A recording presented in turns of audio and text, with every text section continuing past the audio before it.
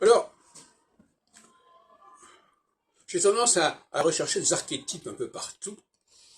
Et dans le cas de Jésus, j'y vois l'archétype de l'homme-dieu. C'est-à-dire de l'homme solsticial, pour employer le jargon de l'astrologie que je constitue. C'est-à-dire, je reviens toujours sur cette expression, je construirai mon église, edificabo, je construirai, j'édifierai. Et ça, c'est l'homme qui a la liberté de construire, de créer. L'homme solsticial. Et ça, le temps de l'homme solsticial, c'est la moitié du temps. Puisque ce sont les phases de 7 ans.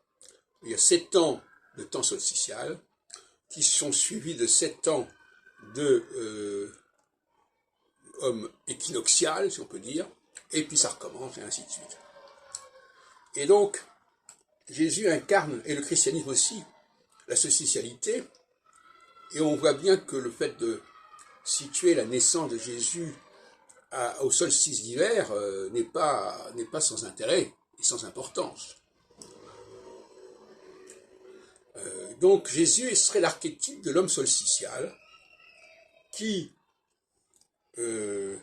aurait le droit de s'exprimer de façon quelque part prométhéenne, comme j'ai déjà dit à plusieurs reprises, et à qui on laisserait de la liberté. Et moi, en tant qu'historien du prophétisme, je pense à cette idée de Satan qui, pendant des périodes données, peut être désenchaîné. C'est-à-dire que cette liberté de l'homme-dieu, elle ne peut pas être constante, mais elle est périodique. Et chaque fois qu'on est en phase solsticiale, c'est cet homme-dieu qui revient. Cet homme-dieu, lui, il rejette beaucoup de structures de l'équinoxialité, justement. C'est-à-dire beaucoup de structures d'en haut.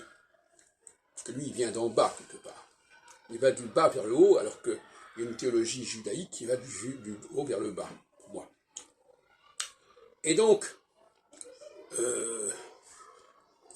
ce Satan est d'une certaine manière, pour moi, Jésus est Satan. Son maître de cela, quelque chose de... C'est comme l'adversaire de Dieu, pour moi. Celui qui prétend construire sa propre création.